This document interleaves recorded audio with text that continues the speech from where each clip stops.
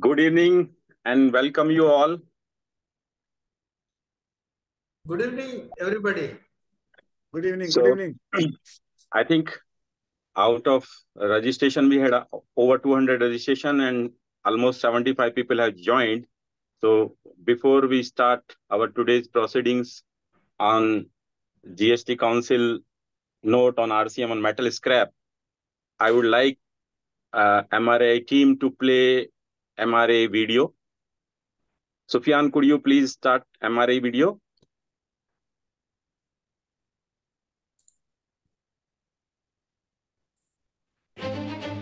MRAI, Voice of the Indian Recycling Industry. Often this is referred to as waste. It's everywhere. But what if it wasn't just waste? What if it was an opportunity? An opportunity to build a better future, a more sustainable India. Circularity is the answer. It encompasses recyclable materials that connect almost all spheres of human activities. For industries, it provides cost savings, resource efficiency, decarbonization, improved market access, compliance with regulations, and entrepreneurial opportunities for innovation. For society at large, it addresses waste management challenges, reducing pollution, promoting awareness and education, creating economic opportunities, and fostering community participation to become zero waste and thus sustainable in the real sense. Prime Minister Narendra Modi has envisioned a zero waste society by 2070, and circular economy is the path to achieving this vision, where virgin resources are conserved and recyclable materials are the center of such an ecosystem. The vision also entails creating employment opportunities and doubling the earnings for rural and weaker sections of society, especially the women. India has also set its eyes to achieve SDG goals by 2030, including decarbonization targets, by following the path of Vasudhaiva Kutumbakam, one earth, one family, one future. Modi ji has launched Mission Life, Lifestyle for Environment, during India's presidency in 2023 at the G20 Summit, with the goal of having a measurable impact and motivating Indians and global citizens to take individual and group action for environmental conservation. The Material Recycling Association of India, with over 1,500 members representing the recycling industry, shares this vision of our Honorable Prime Minister. Our collective strength comprises of over 25,000 small and medium enterprises, directly and indirectly employing 25 lakh people, promoting material recycling. MRAI is growing along with its partner associations and implementing global best practices for sustainability and circularity in India. MRAI is contributing to the various government policy interventions like National Non-Ferrous Metal Scrap Recycling Framework, action plans for circular economy for ELVs, solid waste, batteries, e-waste, metals and other waste and scrap, steel scrap policy, vehicle scrappage policy, EPRs on plastic, tires, e-waste, ELVs and batteries, JPC study on ferrous scrap market. MRAI is actively involved in the formation of BIS standards on ferrous, copper, aluminium scrap and plastics. MRAI helps to extend the reach and depth of government programs like Swachh Bharat, Make in India and Atmanirbhar Bharat. Recycling is no longer misunderstood. Today's recycled products are equal, if not better in quality and performance to those made from virgin materials. Recyclable raw materials are not only used in everyday products like footwear, furniture, but also in critical projects of global repute like Mars mission and manufacturing of Vande Bharat trains. Join the movement. Recycle. Choose recycled products. Support initiatives that promote circular economy. Together, we can build a greener, more sustainable India and the world at large. Waste is not a problem. It's a resource. Let's recycle, reuse, and build a better tomorrow. MRAI, Voice of the Indian Recycling Industry. Thank you, Sufyan. And I welcome again all the participants and the members of MRAI on this session on RCM on metal scrap as per 54th GST Council meeting. To start our today's proceedings, first, I would like to welcome our President, Sri Sanjay Bhai Mehta, Director MTC Group and President MRAI, to give you a brief on the history of MRAI and the efforts which have been put on this particular subject where this was a big issue for the industry. I welcome Sanjay Bhai Mehta. Thank you very much, Naveen ji. And I welcome once again our industry trade friends and MRAI members. देखिए, GST का burning issue सारी industries के लिए लगभग हम 2017 से 2016 के अंदर ये जीएसटी नया रिजीम गवर्नमेंट ने इंट्रोड्यूस किया। 2017 से सारी इंडस्ट्रीज को मालूम हो गया कि इसके अंदर ये पर्टिकुलर रिजीम है, इसके अंदर इश्यूज हैं। और तब से मेरे ख्याल से 2017 से हमारे देश की जितनी भी अच्छी एसोसिएशन है, जितने भी जो भी सेंट्रल गवर्नमेंट में या स्टेट गवर्नमेंट में पार्टिसिपेट करते हैं, उन्होंने बहुत अच्छे उत्तम तरीके से पार्टिसिपेट किया। और लाइकवाइज हमने भी एमआरआई की तरफ से अरुण जेटली साहब को हमने 2017 में मुलाकात की, सारे काफ़ी कमिश्नरेट्स मुलाकात की, काफ़ी कमिटीज़ भी फॉर्म हुई, काफ़ी डिफरेंट तरीके के प्रपोजल्स गवर्नमेंट को मिले, हमने भी दिए। आरसीएम से लेके 0% ड्यूटी से लेके 5% duty, 12% duty, 18% duty, 15% duty, 10% duties, और बहुत भिन्न भिन्न तरीके के प्रपोजल गवर्नमेंट के पास में गए। मेरे ख्याल से कोविड के बाद में गवर्नमेंट को आभास हो गया कि इसके अंदर चेंज की जरूरत है। उन्होंने कमिटीज़ भी फॉर्म की, काफ़ी कमिटीज़ फॉर्म की, लेकिन हमेशा एक मुद्दा उठ के आता था कि गवर्नमेंट की रेवेन्यू कम हो जाएगी। जो हमको पता लगा गवर्नमेंट से कि ये सब जो भी आरसीएम का प्रपोजल है, अदरवाइज हम ड्यूटीज़ 18 से 5 करेंगे या 0 करेंगे या 12 करेंगे, तो उसके अंदर गवर्नमेंट की ड्यूटीज़ को नुकसान पहुंचेगा। काफ़ी स्टडीज़ भी हुई, हमारे दूसरे फ्रेंड्स एसोसिएशन ने पीडब्ल्यूसी की स्टडीज़ कराई, ENY की स्टडीज़ हुई, जिनके अंदर डॉक्यूमेंटली प्रूफ हो गया कि आपकी रेवेन्यू कम नहीं होगी। फिर भी गवर्नमेंट को डेफिनेटली इसके अंदर काफ़ी लगा कि ये प्रपोजल प्रॉपर नहीं है। जो भी प्रपोजल उनके पास में गए ड्यूटीज़ को कम करके या आरसीएम में लेके जाने की बात को करके, उनको ये चीज़ का मतलब कि एक कोई भी एक कन्विंसिंग नहीं हुआ। उन्होंने भी अपनी तरीके से अंदर काफ़ी स्टडीज़ की। बॉम्बे के अंदर भी कमिटीज़ आई थी सेंट्रल गवर्नमेंट की, वहाँ पर भी सब इंडस्ट्री एसोसिएशन ने काफ़ी रिप्रेजेंटेशन किए, अच्छे तरीके से सबके रिप्रेजेंटेशन गए, और हम एक ही लड़ाई लड़ रहे थे कि फेक इनवॉइस से हम कैसे निजात पाएँ।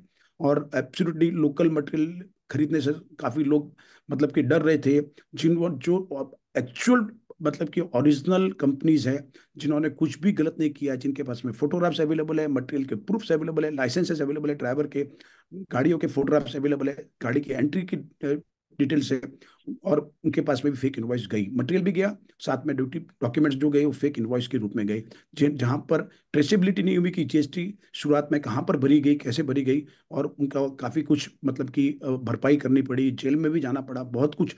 सब हमने इंडस्ट्री के अपने दूसरे फ्रेंड्स को उनके यहाँ पर केसेस होते हुए देखे, सब कुछ हमने भुगता है, और हमारे आपस के अंदर भी काफ़ी केसेस हुए। और उसके बाद में तो मतलब कि गवर्नमेंट ने काफ़ी केसेस पकड़े, मेरे ख्याल से क्रॉस इंडिया मेटल स्क्रैप के अंदर कुछ नहीं तो 50-100 के ऊपर से उसके ऊपर केस पकड़े होंगे।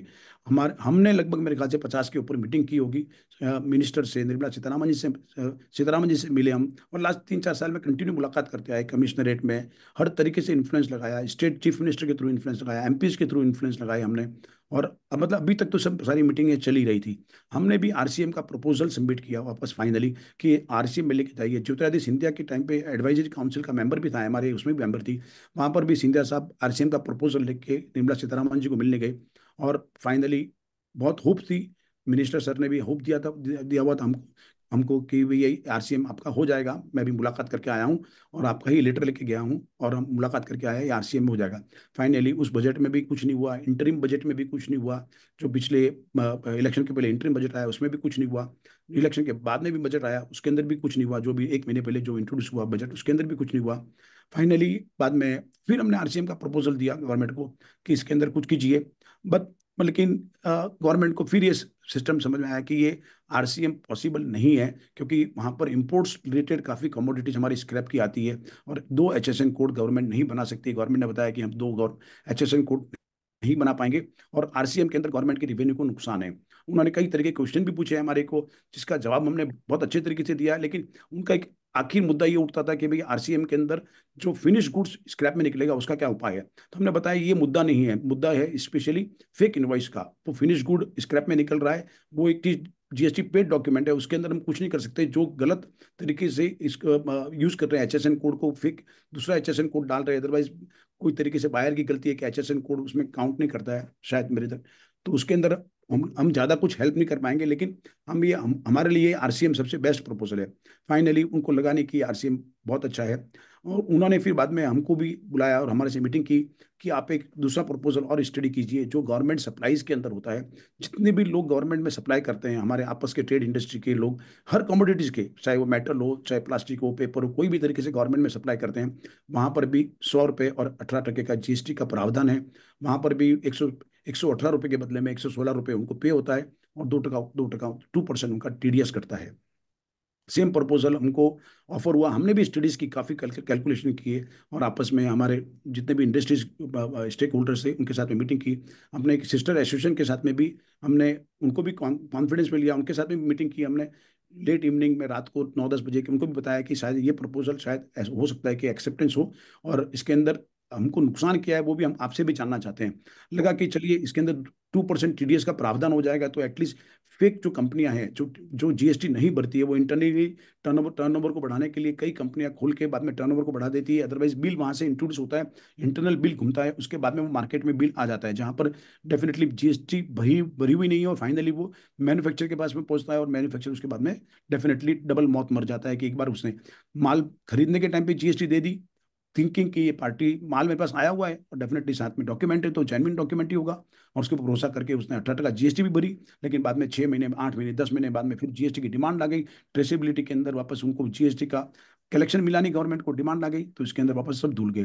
फिर हमने पाया कि ये एक तरीके से दूसरा मैकेनिज्म गवर्नमेंट के पास में नहीं है। और गवर्नमेंट से एक चीज तो हमने डेफिनेटली जितनी भी मीटिंग हमने की है, मतलब चाहे अरुण जेटली साहब से, वो बीच में शायद पीयूष गोयल भी साहब भी आए थे फाइनेंस मिनिस्टर एक इंटरिम पीरियड के लिए, अरुण जेटली साहब की तबीयत खराब थी तभी, उनसे भी मीटिंग हमने करी थी। तभी भी ये मतलब उनके ऑफिस के लोगों ने यही बताया। जीडी लोहानी साहब से मीटिंग करी की हमने, जो कि टीआरयू के हेड भी थे और वहाँ पर जीएसटी काउंसिल के वन ऑफ द एडवाइजर या जो भी थे वहाँ पर, उनसे भी मुलाकात की थी हमने। उन्होंने भी तभी हमको बताया था कि ये देखिए स्क्रैप के अंदर चोरी हो रही है, आप आरसीएम का प्रपोजल हमको ऑफर कर रहे हैं, ये आज की तारीख में स्क्रैप में आप लोग चोरी कर रहे हो, फिर बाद में फिनिश में चोरी करेंगे। हमने बताया सर हमारे हमारी ट्रेड एसोसिएशन, हमारे जो मेंबर है वो सारे ऑर्गेनाइज्ड है, उसके अंदर ऐसा कोई इस तरीके से चोरी करता नहीं है। आप प्लीज़ इसको मतलब कि पॉजिटिव तरीके से लीजिए और इसका सॉल्यूशन निकालिए। उन्होंने भी मतलब कि इसको डेफिनेटली नेगेटिव तरीके से लिया कि नहीं ये आरसीएम होगा नहीं। ये बात मैं बोल रहा हूँ आपको, मेरे ख्याल से 2018-19 के आसपास की बात।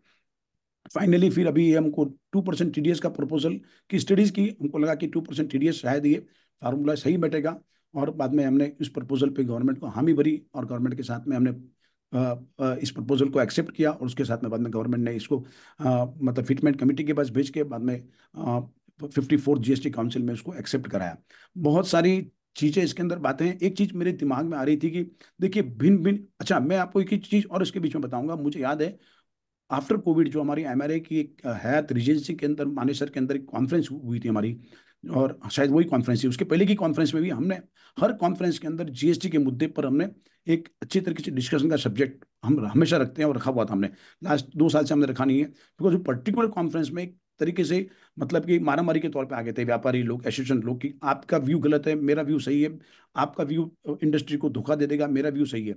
तो हमारे अंदर ही, मैं नहीं कहता हूँ कोई किसी एसोसिएशन का डिफरेंस ऑफ ओपिनियन है, लेकिन डेफिनेटली हम ये समझते हैं कि डिफरेंट तरीके के प्रपोजल गए ऑल अक्रॉस इंडिया, 5% का, 0% का, 12% का, 18% का आरसीएम, हर मुद्दे के ऊपर विरोधाभास रहा है, क्योंकि डिफरेंस ऑफ ओपिनियन आना आवश्यक है, बिकॉज मैं ये समझता हूँ कि ये एक बेटर प्रपोजल है और शायद सामने वाला का प्रपोजल बेटर नहीं है, तो उसके अंदर डिफरेंस ऑफ ओपिनियन हो जाता है, उसके अंदर बाद में वो वाद विवाद बहुत ज़्यादा बढ़ जाता है और उसके अंदर मतलब कि तू मैं तक पहुंच जाती है। उस पर्टिकुलर कॉन्फ्रेंस के अंदर मुझे याद है, उस पर्टिकुलर मीटिंग में था मैं, और उसके अंदर बहुत ज़्यादा वाद विवाद बढ़ गया। फिर हमने मीटिंग एज MRA हमने एक लीडरशिप ने रोल लिया लिया कि उसको मीटिंग का था पीरियड था लगभग 1.5 से 2 घंटे का डिस्कशन था, हमने 1 घंटे के अंदर खत्म कर दी कि हम यहाँ पर जमा हुए हैं अच्छी कॉन्फ्रेंस के लिए, एक एटलीस्ट कम से कम उस मुद्दे पे नहीं आए। तो मेरा कहने का मीनिंग क्या है कि बहुत सारे क्वेश्चंस आ रहे हैं हमारे के पास में भी, डिफरेंट तरीके से कॉल्स आ रहे हैं कि ये आपका प्रपोजल गलत है, इसके अंदर फाइनेंस बर्डन पड़ेगा, इसके अंदर काफ़ी तरीके की दुविधा आएगी और इसके अंदर ये सॉल्यूशन नहीं है फेक इनवॉइस का। Completely agree. हो सकता है कि आपका स्टेटमेंट सही हो सकता है कि आपका आप जो बता रहे हो वो सही उतरे भी, लेकिन हमने जो पाया लास्ट 8 साल के 7 साल की जर्नी के अंदर 2017 से, इसके अंदर अलग अलग तरीके के फार्मूले गवर्नमेंट के पास में गए। आप एक चीज को समझिए कि गवर्नमेंट भी अपना कैलकुलेशन करती है, कोई भी प्रपोजल एक्सेप्ट करने के पहले गवर्नमेंट के खुद के कैलकुलेशन होते हैं।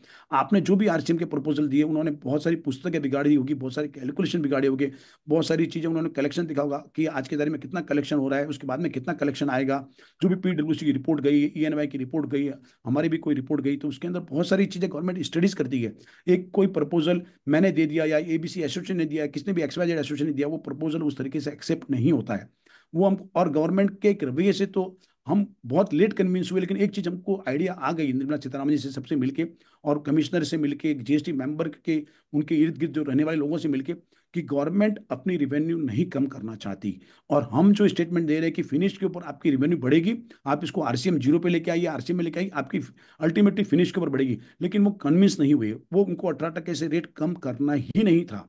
मतलब नहीं तो कम करना होता था, 2 लाख करोड़ का चुना गवर्नमेंट को लगता नहीं, बहुत पहले कर सकती थी गवर्नमेंट। ऑफ कोर्स आज की तारीख में मैं आपको एक मतलब एक अलग मुद्दे पे लेके जाऊंगा, जो हमने पाया कई कॉर्पोरेट कंपनियों ने आज की तारीख में स्क्रैप खरीदना चालू किया।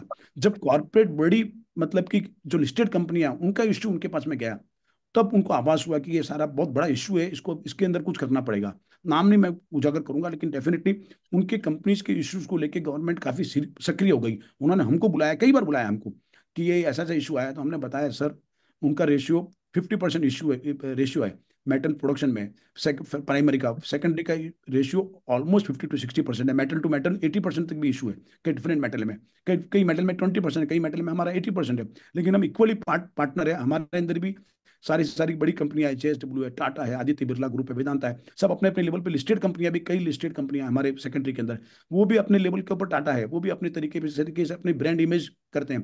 तो आप उनको भी पूछिए, आप उनके आने से आप जरा इशू को सीरियसली ले रहे, तो उन्होंने बताया कि नहीं, वो इशू को हम अभी सीरियसली नहीं ले रहे, हमने इशू को तो हमारे लिए बहुत पहले से सीरियसली है, इसलिए हमने कई बार कमेटी बिठाई, लेकिन कोई भी कैलकुलेशन हमारा फिट नहीं बैठता है। और नेशनल इंटरेस्ट की आप बात नहीं करते हो, आप वन वे बात करते हो कि ट्रेड इंडस्ट्री के अंदर फेक इनवॉइस हो रही है, वो हम एक्सेप्ट कर रहे हैं कि फेक इनवॉइस हो रही है, लेकिन हमको इसके अंदर हमारी रेवेन्यू कम हो जाएगी और वो रेवेन्यू से हम डेफिनेटली कम नहीं करना चाहते।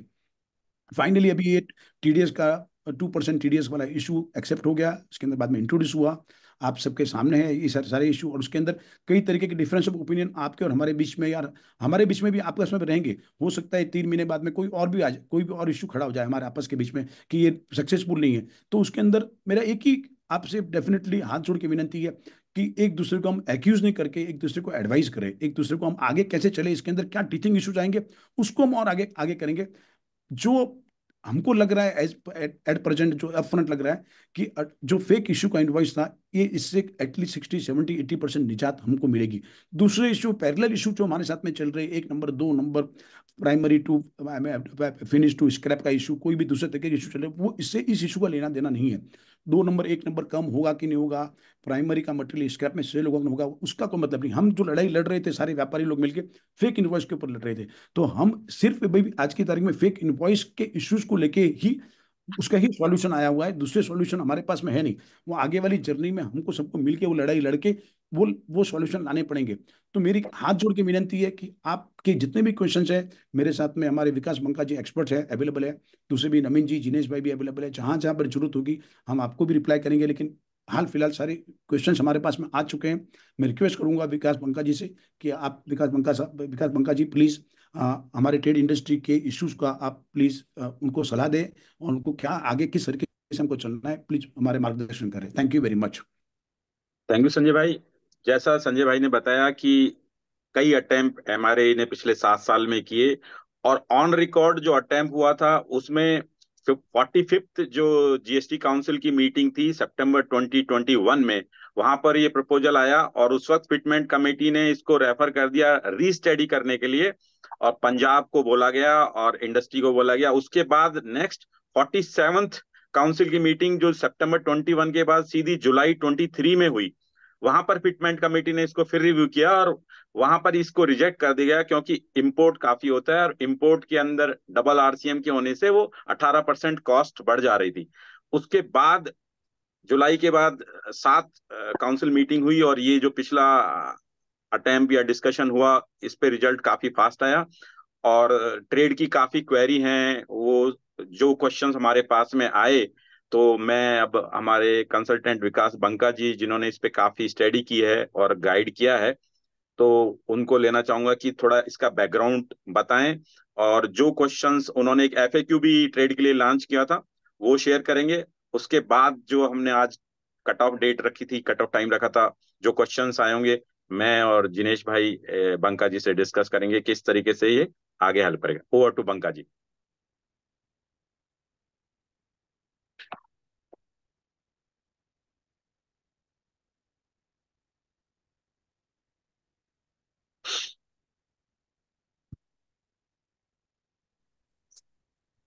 Am I audible? हाँ जी, हाँ जी। Thank you, Naveen ji, for giving me the opportunity. Before I start on dealing of the new provision of 2% TDS on metal scrap along with the RCM, I would like to thank Mehta sir, Jinesh sir, and all the attendees of the MRI Association for giving me the opportunity to discuss today topic, that is the TDS.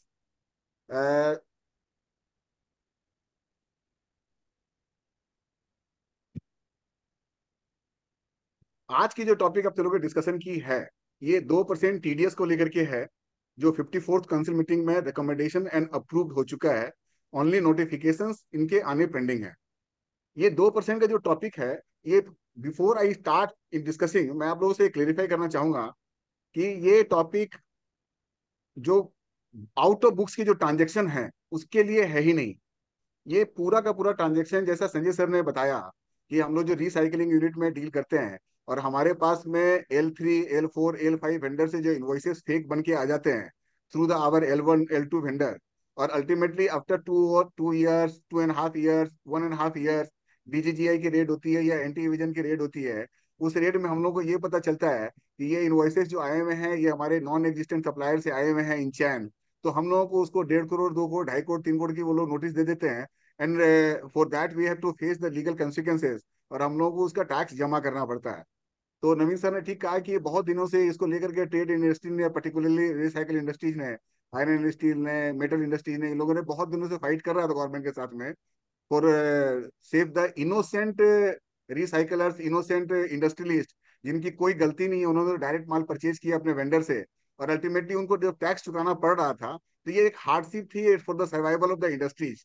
Then now government come up with the, after discussion, lot of discussion among themselves, for the 2% of the TDS। ये काफी, जब से ये announce हुआ है 9th सितंबर की meeting के बाद में, से लेके आज तक 5 या 6 दिन में हम लोगों ने देखा कि बहुत सारे क्वेरी आ रहे हैं कि कई तो इतने कंफ्यूजन में भी है कि ये टीडीएस तो सीवीडीटी का मामला है, इनकम टैक्स में लगना चाहिए, क्यों जीएसटी में लगाया गया है। इस तरह के कई सारे क्वेरी आई हैं। तो इनको मैंने एक नोट भी शेयर किया था। I hope all of you have received the notes. तो इस नोट्स में मैंने काफी कुछ लिखा है डिटेल में। ये बेसिकली ये टीडीएस का कोई नया प्रोविजन नहीं है, ये टीडीएस जीएसटी टीडीएस है और सेक्शन 51 से ये गवर्न होता है। और ये टीडीएस ऑलरेडी गवर्नमेंट डिपार्टमेंट, आज अपने कोई भी गवर्नमेंट डिपार्टमेंट में सप्लाई करते हैं, यहाँ कोई सर्विस रेंडर करते हैं गवर्नमेंट डिपार्टमेंट में, तो वहां पे वो लोग 2% का टीडीएस काटते हैं। ये पहले से ही वहां पे एग्जिस्टिंग, नया कुछ नहीं है। अब ये नया लेके आ रहे हैं only for the scrap industry, metal scrap. I am clarifying the metal scrap, non metal scrap अभी कवर नहीं हुआ है। एंड आई होप अब अपकमिंग ईयर्स में शायद ये भी कवर हो, और ये होना चाहिए इन माई व्यू। तो अभी ये जो 2% का टीडीएस आया है, इसका की पॉइंट्स क्या है वो मैं आप लोगों से डिस्कस करूंगा इन नेक्स्ट 2 और 3 मिनट्स। ये 2% का जो टीडीएस होगा, ये ओनली B2B ट्रांजेक्शन में अप्लीकेबल होगा, B2C ट्रांजेक्शन में अप्लीकेबल नहीं होगा, क्योंकि B2C ट्रांजेक्शन में उनके कोई जीएसटी नंबर होते नहीं है। इसलिए सिर्फ ये B2B में ट्रांजेक्शन अप्लीकेबल होगा। और इसके साथ एक नया प्रोविजन जो टीडीएस के साथ में आया हुआ है वो आरसीएम का है। आरसीएम में जब कोई अनरजिस्टर्ड पार्टी से रजिस्टर्ड पार्टी खरीदेगा, I am repeating, unregistered party से रजिस्टर्ड पार्टी माल खरीदेगा, उस समय 18% रजिस्टर्ड पार्टी को जमा देना पड़ेगा in on account of RCM. आप लोगों को अगर याद होगा 13 अक्टूबर से पहले एक सिमिलर प्रोविजन हुआ करता था सेक्शन 9(4) में, जहां पे अनरजिस्टर्ड पार्टी से हम लोग कुछ भी खरीदते थे अप टू 5,000 तक की अपने लोगों को रिबेट मिलती थी। उसके ऊपर का जितना भी परचेज होता था उस पर हम लोगों को आरसीएम देना पड़ता था। That was withdrawn and starting में उन्होंने टेम्पोररी विड्रॉ किया, बाद में उसको परमानेंटली उसको विड्रॉ कर दिया। आज के डेट में सेक्शन 9(4) का यूज सिर्फ रियल एस्टेट में है to the limited scope. And I hope अभी ये जो आया हुआ है ये 9(4) में अनरजिस्टर्ड को कवर करके ओनली मेटल स्क्रैप को कवर करेंगे, जहां पे आरसीएम में हम लोगों को टैक्स भरना पड़ेगा अगर अपने अनरजिस्टर्ड पार्टी से परचेज करते हैं। तीसरा जो यहाँ पे आ रहा है, इसका पर्पस क्या है? इसका purpose very specifically I am telling you sir, ये नवीन भाई जब अपने जो बात कर रहे थे ना फेक इनवॉइस और नॉन फेक इनवॉइस का, उसको ही कवर करने का पर्पस है। आउट ऑफ बुक्स के ट्रांजेक्शन की कवर करने का आई डोंट थिंक इसमें कोई कवरेज आ पाएगा। जो टीडीएस मैकेनिज्म जो कड़ा होगा, इस टीडीएस मैकेनिज्म में ट्रांजेक्शन की ट्रेल ऊपर से मिलेगी अपने को। फाइनल मैन्युफैक्चरर जब अपने L1 वेंडर से माल परचेज करेगा, उसकी जो टीडीएस डिडक्ट करेगा और उसके कैश अकाउंट में जब 2% का टीडीएस जमा करेगा, जो मैं आपको एक्सप्लेन करने वाला हूँ कि क्या मूवमेंट होगा, क्या मोडस ऑपरेंडी होगा, तो वहां अपवर्ड मतलब डाउनवर्ड एक ट्रेल बन जाएगी अप से डाउन की। जो अभी अपने डाउन से अप की ट्रेल खोजते थे जो थोड़ा डिफिकल्ट होता था ट्रैक करने में, ये थोड़ा इजी ट्रैक होगा सो फार आई अंडरस्टैंड। एंड जो इसका कैश लेजर में जो रिफ्लेक्ट होगा रुपया, अपने जो सप्लायर उनके जो कैश लेजर में रुपया आएगा, वो रुपया या तो आप एडजस्ट कर लीजिए अपने आउटपुट टैक्स लायबिलिटी से, या आप अपने आरसीएम पेमेंट करने में उसकी यूटिलाइज कर लीजिए, या इसका आप रिफंड भी क्लेम कर सकते हैं। ये तीन आपका मैकेनिज्म होगा। और ये जो मूवमेंट होगा इसका ऑलरेडी एग्जिस्टिंग फॉर्म अभी है GSTR 7 का। GSTR 7 आप अपना फाइल करिए, वो टीडीएस रिटर्न की तरह से अपने जो इनकम टैक्स में फाइल करते हैं टीडीएस रिटर्न, उसी तरह का ये सिंप्लीफाइड फॉर्म है। ये सिंगल पेज का फॉर्म है जो हमने अपने जो शेयर किया मैंने आप लोगों के साथ में राइटअप, उसमें वो दिया हुआ है, फॉर्मेट भी उसका एक सिनॉप्सिस फॉर्मेट का दिया हुआ है। Now I will explain mode of operation, ये ऑपरेशन होगा कैसे। मैंने अपने जो सबमिशन दिया उसमें देखिए सर आप लोगों के पास में अवेलेबल है वो। इसमें फर्स्ट हैंड जो सप्लायर होगा, I am taking example in bifurcating in 2 way. Number 1, जहां पे फर्स्ट हैंड सप्लायर अपना को रजिस्टर्ड पार्टी से परचेज कर रहा है उसका ट्रीटमेंट अलग है। जो अनरजिस्टर्ड पार्टी से परचेज कर रहा है फर्स्ट हैंड में, उसका ट्रीटमेंट अलग है। जब आप फर्स्ट हैंड अनरजिस्टर्ड पार्टी से परचेज करेंगे, वहां 18% आप जीएसटी दे दीजिए अंडर आरसीएम, और उसको आप इनपुट के जैसे यूज करके अपने आउटपुट टैक्स से जब आप सेल आउट करेंगे उसे वहां से एडजस्टमेंट कर लीजिए, ऐसा होगा। सेकेंड सेल लेते हैं जहां पे हमने B2B ट्रांजेक्शन नहीं किया है, तो फर्स्ट जो सेल होगा, फर्स्ट सेल में फर्स्ट जो बाई होगा आपका, उसमें आप 118 रुपया का ही बिल आएगा आपके पास, 118 रुपया आपको पे करना है। पे करने का मैकेनिज्म एकदम सिंप्लीफाइड तरीका होगा, 116 रुपया उसको आरटीजीएस करना है, 2 रुपया हमारे टीडीएस रिटर्न के थ्रू उनके क्रेडिट लेजर में चला जाएगा। मीन्स व्हाट, टेक्निकली अगर अपने सिंप्लीफाइड भाषा में यूज करें तो 116 रुपया उनके एसबीआई अकाउंट में डालना है, 2 रुपया जीएसटी के cash credit laser cash account में डाल देना है। ये टोटल 118 का पेमेंट हो जाएगा। इसी तरीके से सेकेंड हैंड जो आएगा, सेकेंड सप्लायर जो आएगा वो फर्स्ट का डिडक्ट करेगा, थर्ड का जो होगा वो अपना सेकेंड का डिडक्ट कर लेगा। जब मैन्युफैक्चरर के पास ये माल पहुंचेगा तो फाइनली मैन्युफैक्चरर भी सेम उसी तरह से 2% काट लेगा और 2% काट के कैश अकाउंट में डाल देगा उसके। ये होगा मोडस ऑपरेंडी। अब एक क्वेश्चन आएगा कि भाई ये 2% जो हमारा डिडक्शन होगा एज ए सप्लायर, ये क्या मेरे कैश अकाउंट में लेजर में ऑटोमेटिकली आएगा? नो सर, ये ऑटोमेटिकली नहीं आएगा, but it is very simple process. GSTR 7A एक ऑप्शन अवेलेबल है जहां पे टीडीएस रिसीव्ड होता है, उसको क्लिक करेंगे तो जिसने जिसने आपका टीडीएस काटा है और जमा किया है टैक्स को, वो वहां पे शो करेगा। उसमें क्लिक कीजिए, क्लिक करके ओके करिए और ओटीपी डालिए, वो एक्सेप्ट होगा। Then and there within fraction of seconds आपके कैश क्रेडिट लेजर में पैसा चला जाएगा। और इसकी जो ड्यू डेट होगी फाइल करने की टीडीएस रिटर्न की, वो इंटेंशनली 10 तारीख की रखी गई है, सो दैट आप जो सप्लायर हैं उनको 20 तारीख से पहले उनके लेजर में पैसा अवेलेबल रहे और वो अपना पैसा को यूज कर सके। This is all about regarding this provision of TDS and RCM, and I think I have covered all the things relating to this. So if anything remaining, please raise the issue Sanjay भाई, over to you. विकास जी, हमारे पास कुछ questions आए हैं, तो member से जो मैं जानना आपके साथ शेयर करूंगा।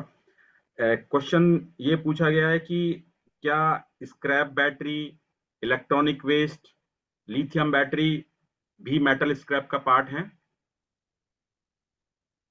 सर देखिए, अभी इन लोगों ने मेटल स्क्रैप को कवर किया है और notification yet to be notified. Before notification, so far as a professional we understand, metal scrap हमारा सेटा, central excise tariff act chapter number 15 में कवर होता है। और वहां पे बेस मेटल में जितने भी lead, iron, steel, lithium, all are cover. तो अपेरेंटली ये मेरे को लग रहा है, and I am it appears that ये जितने भी मेटल आइटम हैं बैटरी वाले, ये सारे के सारे हमारे मेटल में कवर होंगे। अच्छा, अगला क्वेश्चन है, यदि मेटल स्क्रैप परचेज करते हैं अनरजिस्टर्ड पर्सन से, तो what is impact of TDS? तो मैं ही देना चाहूंगा, मैं अंडरस्टैंड, अनरजिस्टर्ड से टीडीएस का कोई लेना देना नहीं है। मैं सही समझ चुका हूँ? Yes yes sir, yes, perfectly all right. वहां पे सर देखिए 18% गवर्नमेंट ऑलरेडी रियलाइज कर दिया है आरसीएम। फिर एक क्वेश्चन है, whether 2% TDS is available for taking credit by registered person? So yes sir, it is already clarified in my submission. In yes, question number 5, it is covered that 2% TDS you can either avail and utilize for payment of your output tax liability, including the RCM liability. Mind it, आपको जो 18% का liability आएगा RCM का, वो भी आप इससे repay कर सकते हैं। okay. लेकिन अगर आपका किसी कारण से अगर यूटिलाइज नहीं हुआ इन एनी वे, तब ये पैसा आपको रिफंड क्लेम करना होगा। और the existing form right now is RFD 01। ये देखिए सर्कुलर नंबर 166 में गवर्नमेंट ने वेरी कैटेगरी क्लेरिफाई भी कर दिया था, जो मेरे क्वेश्चन नंबर 5 में उसका स्पेसिफिक आंसर भी दिया हुआ है। ठीक है, थैंक यू। सो अभी जो क्वेश्चंस मैं पूछ रहा हूँ उसके साथ साथ यदि किसी ने क्वेश्चन नहीं भेजे हो तो चैट में एक बार डाल सकते हैं, समय हुआ तो हम उनको भी लेंगे। नेक्स्ट क्वेश्चन है सर कि ये जो डिपॉजिट करना है सेलर के अकाउंट में 2% TDS, ये कब जमा करना है? या ना मेरे और सेलर के बीच में टर्म्स 90 दिन की पेमेंट है, तो मेरे को वो कब जमा करना होगा 2%?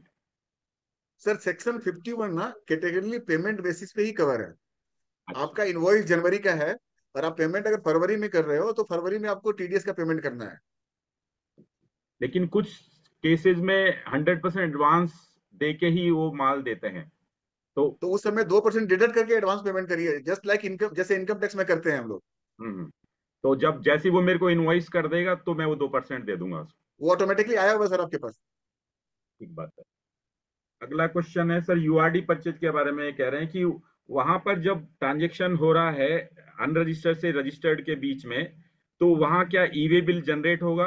क्या वो भी बिल अनरजिस्टर्ड जनरेट करेगा या लेने वाला करेगा? सर देखिए क्या है नवीन सर, ई वे बिल का जो प्रोविजन है ना, वो रूल 138 में प्रिवेल करता है। और मैं आपको बताऊं सर, रजिस्टर्ड पार्टी के लिए तो ई वे बिल में एकदम ओपन ऑप्शन है। आप अनरजिस्टर्ड से माल परचेज करते हैं, you have to generate the e way bill. और जब ये क्वेश्चन जो आपने रेज किया ना, एक मजेदार आपको बताता हूँ सर ई वे बिल के provision. E way bill citizen of India, suppose कर my self I am not registered under the GST law, right. मैं एक नई टीवी खरीद के ला रहा हूँ जिसका वैल्यू 1 लाख से ज्यादा का है, और मैं उसकी सील ओपन नहीं किया हूँ। Even I can go through the e-way bill site. I can register myself as a citizen of India. I can generate the e-way bill to carry the TV from one place to another place in my car. ये इतने simplified provisions हैं। Okay. एक question है कि B2B transaction में 2% TDS की limitation है, ये मैं गेम चेंजर कैसा होगा? मैं जिनेश भाई को बोलूंगा कि उनके पास ट्रेड से किस तरीके के जो अभी तो हम बात कर रहे हैं कि ये एग्जीक्यूशन का पार्ट, जिनेश भाई कुछ जानना चाह रहे थे, मेरा डिस्कशन चल रहा था कि ट्रेड ये एग्जीक्यूशन की जगह जाना पे ओवरऑल इसमें कैसे, जिनेश भाई आप लीजिए इसको कैसे? एक्चुअली ट्रेड में 2 क्वेश्चन है। एक क्वेश्चन है कि 2% TDS हमने जमा करा दिया, आज पता नहीं है कि पीछे क्या है, फेक इनवॉइस है या रियल इनवॉइस है। तो वो अगर क्लेम कर ले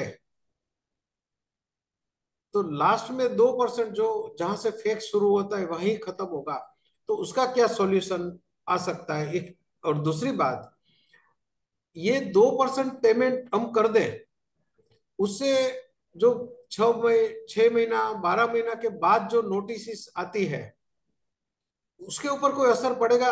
मैंने पूरी बोनाफाइड से आज परचेस किया है रजिस्टर्ड डीलर का, जो मुझे मार्केट से क्वेश्चन मिले हैं, वो आज भी उसका रजिस्ट्रेशन चालू है, उसके रिटर्न फाइल हो रहे हैं। तो उससे ज्यादा मैं क्या कर सकता हूं? अगर मैं 2% भरूंगा तो क्या 2% से मेरी लायबिलिटी खत्म हो जाएगी? ऐसे क्वेश्चन आ रहे हैं बंका साहब। Right sir. देखिए, सबसे पहले क्या है ना, अपने को फेक इनवॉइस का मोडस ऑपरेंडी अपने लोगों को थोड़ा सा क्लियर कर लेना पड़ेगा। फेक इनवॉइस में गवर्नमेंट के पास में 1 टका भी पहुंच नहीं रहा है। ये 18% का 18% लीक आउट हो जा रहा है, either through the issuer of the fake invoice, either from the person who are engage in this trade. और हमारे जो मतलब बिजनेसमैन है उनके पास में भी कुछ शेयर जा रहा है इन एनी फॉर्म। वो अपने लोग भी समझ रहे हैं इस चीज को। ये हमारा जितना भी डिस्कशन हो रहा है ये for the purpose of the innocent manufacturers हैं, उनकी ही बात हो रही है, राइट। अब जिन्हें सर क्या हो रहा है यहाँ पे कि फेक इनवॉइस वाले कभी भी वैल्यू एडिशन दिखाते नहीं है। तो वैल्यू एडिशन अगर वो दिखाएंगे वहां पे, तो यहाँ पे कॉस्ट उनका इंक्रीज हो जाएगा। जहां पे कॉस्ट इंक्रीज होगा, तो कॉस्ट इंक्रीज में उनको आईटीसी, ये जो कैश क्रेडिट का जो पोर्शन हो रहा है, ये उनको यूटिलाइज करना पड़ेगा। तो ये business so far I understand ये हमारा लुक्रेटिव रहेगा नहीं, ये हो नहीं पाएगा। आप जो 2% जो अपने सोच रहे हैं, ये हमने जो एग्जांपल डाला है उसमें लगभग 8% की कॉस्टिंग आएगी अगर ईच स्टेज पे वैल्यू एडिशन दिखाते हैं तो। अब अगर थोड़ी देर हम लोग सिनेरियो चेंज करते हैं, ऐसा सिनेरियो हो सकता है कि 1 या 2 स्टेज पे तो वो लोग वैल्यू एडिशन दिखा दें और नीचे के एडिशन में जाकर के वो रिफंड निकालने चले जाए। तो मेरा ये अंडरस्टैंडिंग बनती है कि आने वाले समय में जब हम लोग कैश का जब रिफंड लेने जाएंगे, तो डेफिनेटली डिपार्टमेंट, आप एवरीवन वी नोज कि कैश का रिफंड गवर्नमेंट हमेशा उसको वेरीफाई करता है, कहाँ से बिल आया, क्या देखा, जीएसटी 2B में क्या दिखाया, जीएसटी 2A में क्या दिखाया, इसमें सारे चीज को वेरीफाई करके वो लोग रिफंड ग्रांट करते हैं। तो एक ये एडिशनल वेरिफिकेशन गवर्नमेंट की साइड से होगा। जो जेन्युइन और टैक्स पेयर्स हमारे हैं, जो हमारे मैन्युफैक्चरर हैं, जो ट्रेडर हैं, उनको एक एडिशनल ग्राउंड मिलेगा टू सेव देमसेल्फ। कि सर देखिए, हमने तो जिनसे माल खरीदा, डे वन उनको इन्फॉर्म कर दिया आपके पोर्टल में कि इनसे हमारा माल आया हुआ है। उसके बाद उसको भी टीडीएस काटना चाहिए था, आपकी मशीनरी को उसको डरना पकड़ना चाहिए था। आप साल भर के बाद आ रहे हो, उसने रिफंड भी निकाल के चला गया। तो सो फार आई understand Jinesh bhai, it will be definitely a game changer in my view. Okay, thank you Banka ji. दूसरे विकास जी, कुछ क्वेश्चन आए हैं थ्रेश होल्ड लिमिट को लेके। आई थिंक वो सब ये जानना चाह रहे हैं कि अनरजिस्टर्ड पर्सन की कोई थ्रेश होल्ड लिमिट है क्या देने की? सर देखिए क्या है कि जो अनरजिस्टर्ड पर्सन है, टेक्निकली अंडर सेक्शन 22 में 40 लाख से लेकर के depending upon the state 20 lakh तक की लिमिट है। तो अपने एक बार 40 लाख में, मोस्टली स्टेट्स में 40 लाख की लिमिट है, तो अपने 40 लाख पे ही बात करते हैं। तो अगर ये क्वेश्चन आता है कि भाई मैं एक अनरजिस्टर्ड पर्सन है, राइट, उसको 40 लाख रुपया तक का ही परमिशन है, 40 लाख से वो बिजनेस 40 लाख क्रॉस नहीं कर सकता। अगर उसका करता है और वो कंटिन्यूसली रजिस्ट्रेशन नहीं लेता है, तो we should stop buying from him, because under section 122 we are supporting. वो टैक्स चोरी कर रहा है, हम उसके साथ इन्वॉल्व हो रहे हैं, तो हम भी पेनाल्टी के लिए लायबल हैं। तो हमारे पास में अगर 40 लाख से बिल ज्यादा आए हुए हैं, तो कहीं ना कहीं हम भी टैक्स के नेट में आ रहे हैं। ओके। एक ने पूछा है सप्लायर टीडीएस जीएसटी पोर्टल में कहाँ चेक करेगा? मेरे ख्याल से वो बायर के लिए पूछ रहे होंगे कि कहाँ चेक करेगा। सप्लायर तो बायर काट रहा है करेगा, ना, बायर सप्लायर। करेगा। हाँ, सप्लायर तो उनका सेंस सही है, सप्लायर हाँ और बायर इज द सेम। यहाँ पे क्या हाँ। हो रहा है ना कि जैसे ही बायर ने अपना टीडीएस अपलोड कर दिया जीएसटी 7 में, हम्म। उसके सप्लायर के एक ऑप्शन होता है, वहां पे एक क्लिक है, टीडीएस टीसीएस रिसिप्ट। उसको क्लिक करेंगे, वहां पे बॉक्स खुल जाएगा, और वहां पे जिसने जिसने आपका टीडीएस जमा किया, वहां पे जीएसटी नंबर के साथ में इंक्लूडिंग इनवॉइस नंबर के साथ में रिफ्लेक्ट होगा। और आपको वहां पे क्लिक करना, टिक टिक कॉलम होता है वहां पे, आप टिक करेंगे, एक्सेप्ट करेंगे, आपके कैश लेजर में चला आएगा। ओटीपी आता है, ओटीपी डालेंगे, कैश लेजर में चला आएगा। ठीक है। एक सवाल आया है कि जो एग्जिस्टिंग टीसीएस 206C और 1H में चल रहा है, तो आई थिंक वो तो चलता रहेगा, उसका इससे कोई लिंक नहीं है। उसे कोई लेना एग्जिस्ट, देना नहीं है सर। हाँ वो बिल्कुल। सीबीडीटी का मामला है, ये सीबीआईसी हाँ। का मामला है। एक सवाल है कि गवर्नमेंट और रजिस्टर्ड बायर के बीच में कैसे ट्रांजिशन होगा? तो मतलब ये कहना चाह रहे हैं कि गवर्नमेंट जब सप्लाई करेगी तो रजिस्टर्ड बायर जब बाई करेगा तो गवर्नमेंट का भी ऐसे ही काटेगा क्या 2%? सर वो तो आज भी काट रहे होंगे, वो तो entry number 6 of notification number 4/2017 में ऑलरेडी कवर है।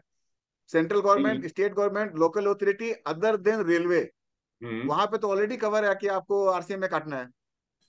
नहीं, ये मतलब जब हम उनसे परचेज करते हैं गवर्नमेंट से, हाँ, वो तो आरसीएम में हम कवर है सर। आरसी में कवर है। ओके। हाँ हाँ, वो आरसीएम में कवर है।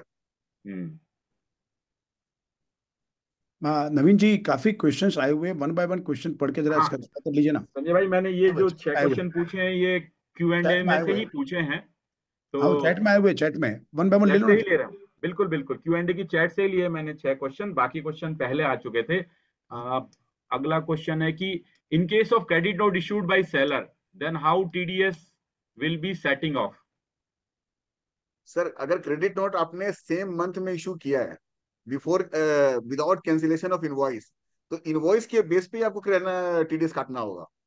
It is subject to notification how they are going to issue, but apparently invoice wise आपको काटना है, तो क्रेडिट नोट का पैसा उससे एडजस्ट नहीं करना अपने को। एक सवाल आया है सर कि ये रिफंड लेना मैंडेटरी है या इसको कैरी फॉरवर्ड कर सकते हैं? वो तो आपकी मर्जी सर है सर, कैश में रखना गवर्नमेंट तो आपको माला पहनाएगी सर अगर रिफंड नहीं हाँ लेते हैं तो। हाँ हाँ, बिल्कुल ठीक है। आप कैरी फॉरवर्ड करते हैं, you are the best person. ये पूछ रहे हैं कि organization like BSNL, Indus tower etcetera which supply scrap won't charge any GST on their invoice. वो तो रजिस्टर्ड हैं ऑलरेडी, तो वो तो सब कुछ ऐसे ही चार्ज करते रहेंगे, नहीं उसमें सर, कोई। जो गवर्नमेंट यूनिट है ना, जो government, central government, state government की यूनिट है, वो लोग अभी भी चार्ज नहीं कर रहे, उनको करना भी नहीं है। नहीं आरसीएम में नहीं, अपन पेमेंट करते हैं। यहाँ पर जो सवाल पूछा गया है वो हाँ, BSNL और इंडस टावर ये दोनों ही मतलब इंस्टीट्यूशनल सप्लायर राइट। हैं, है ना? हाँ, तो तो ये यहाँ तो पे आपको, ऑलरेडी GST में रजिस्टर्ड है। यस यस ये यस, आपको सप्लाई करेंगे, जब आप इनका पेमेंट करेंगे तो आप 2% कैश काट में कर लीजिए। देंगे, वही मॉडल बिल्कुल चलेगा। बिल्कुल और बिल्कुल। गवर्नमेंट के केस में तो जो सेक्शन 93 के अंदर एंट्री नंबर 6 थी, वो वैसे ही चलता रहेगा। राइट RCM में राइट। आप जमा करेंगे। नवीन जी, लेकिन एक क्लेरिफिकेशन आप जरा स्पष्ट तरीके से दीजिएगा बंका जी। जी। अगेन हाँ सेम सर। क्वेश्चन मैं आपसे रिपीट कर रहा हूँ। एग्जाम्पल दो तरीके से क्वेश्चन मैं आपको पूछता हूँ। एग्जाम्पल, सीमेंस से मैंने कॉपर स्क्रैप खरीदा, ठीक है? मैंने कॉपर स्क्रैप सीमेंस से खरीदा, मैं बायर हूं, तो मुझे क्या सीमेंस का टीडीएस काटने की जरूरत पड़ेगी? हाँ सर। सर वो कॉर्पोरेट कंपनी है, क्या उनको छूट नहीं दिया उन्होंने, गवर्नमेंट ने? नहीं सर, किसी को छूट नहीं है। चलिए एक मिनट, अभी इसके अंदर होगा क्या मालूम है बंका जी? जो दूसरा क्वेश्चन आ रहा है सब लोगों का सबका, कि वो लोग भरोसा नहीं करेंगे आपके ऊपर, सीमेंस भरोसा नहीं करेगी। सीमेंस बोलेगी आप जीएसटी टीडीएस मेरा काट रहे हो जी, आप जब भरोगे तब 2% रिफंड लेना। आज की तारीख में 118+2 दे दीजिए, जिस दिन आप 2 भरोगे उस दिन मैं आपको 2 रिफंड दूंगा।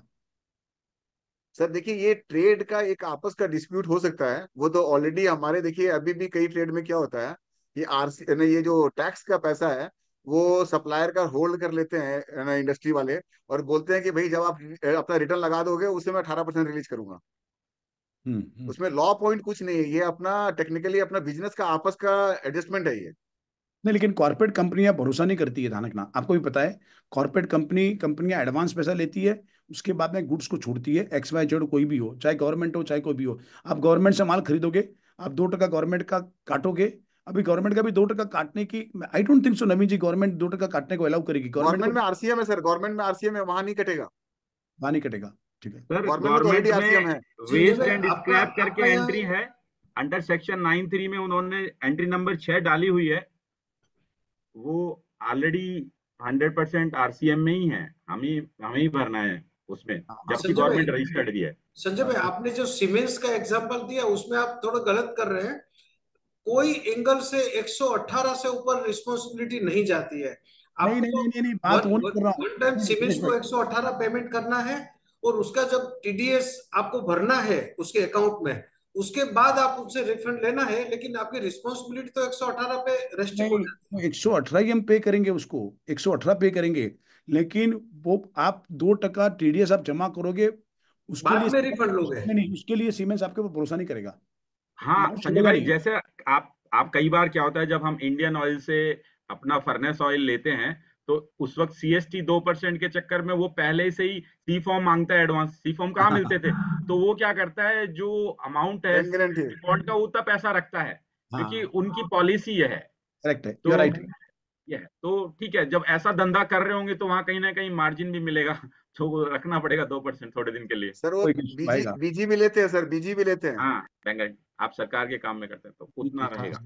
लेकिन वो एक इशू आएगा, मतलब अभी क्या वो बिटवीन द सबसे टू बड़ा है। इशू क्या नमी जी, अभी सबसे बड़ा इशू क्या आएगा कि जितने भी लोग हैं जो डायरेक्टली ट्रेड में नहीं ट्रेड करते हैं, डायरेक्टली कंपनियों से माल उठाते हैं, प्रोसेस करते हैं और डायरेक्टली मैन्युफैक्चरर को सप्लाई कर लेते हैं, तो सारे के सारे मैन्युफैक्चरर वो ट्रेडर को बेचते ही नहीं है, सारे के सारे मैन्युफैक्चरर 2% टीडीएस काटेंगे उनका, और वो टीडीएस मतलब 116 पे करेंगे, और वो 2% बायर 2% सेलर के अकाउंट में भर देगा, और उसकी क्रेडिट फिर 30 दिन बाद में 45 दिन बाद में मिलेगी, तो एक फंड्स मतलब जाम हो जाएगा लोगों का सबका। ये संजय भाई, मैं यहाँ पे डिफर करूंगा। यहाँ पे ना हर जो भी कंपनी काम कर रही थी उनकी रेपुटेशन का सवाल आता है। आज भी जब हम सप्लाई करते हैं तो हमें पूरी पेमेंट आ रही है, लेकिन कई लोगों को तो आज भी वो लोग कहते हैं कि पहले आपकी रिटर्न अगली वाली फाइल हो जाएगी तब देंगे, 18% भी रोक रहे हैं।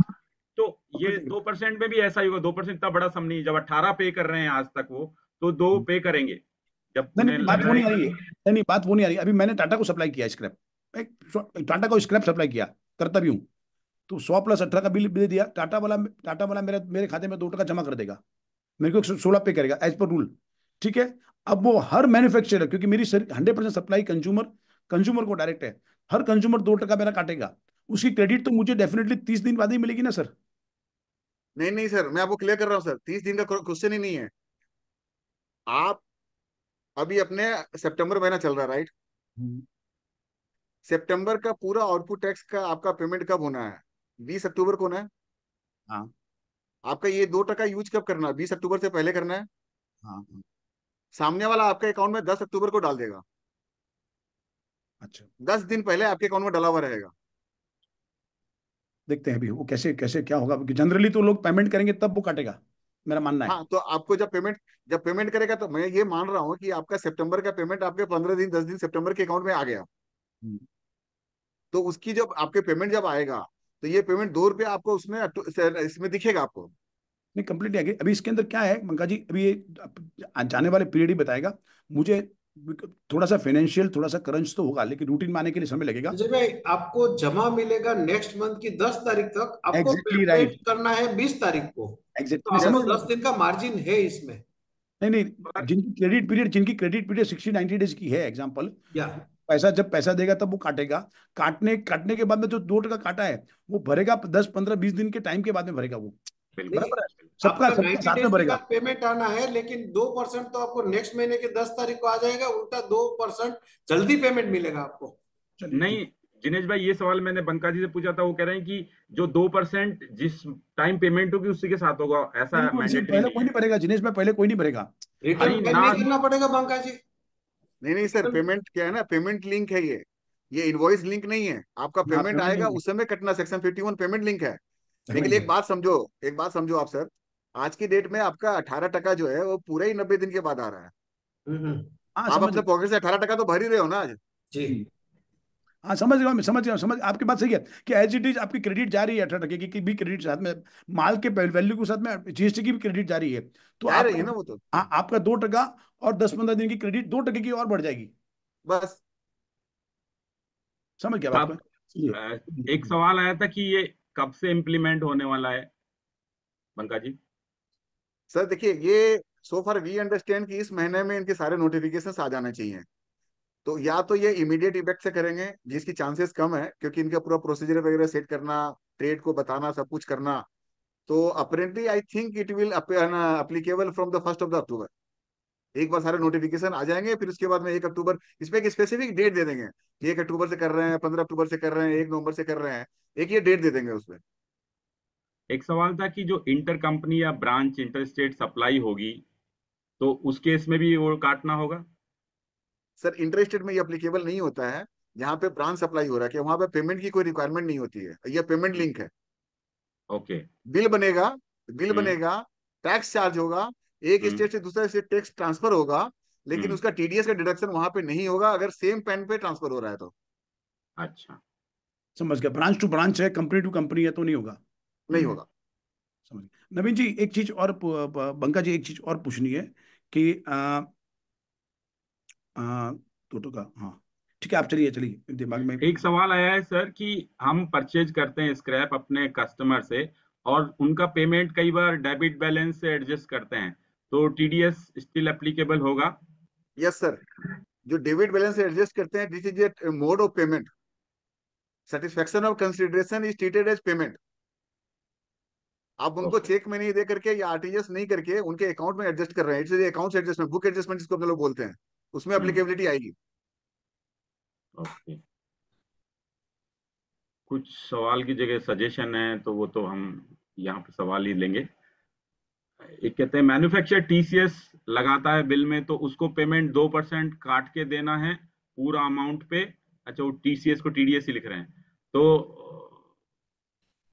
हाँ 2% काट के ही देना है जिससे भी आप ले रहे हैं, और 2% उसके कैश लेजर में डायरेक्टली जमा कराना। राइट। नवीन जी, एक सवाल जो मेरे पास में आया था मोबाइल के ऊपर, मैं पढ़ के बता रहा हूँ मैं, कि वो सुझाव मांग रहे थे, मैं सुझाव मांग कि आपको लगता है कि आरसीएम इंट्रोड्यूस करने के बाद में मार्केट के अंदर आरसीएम के द्वारा availability of the scrap and availability of the genuine bill will increase?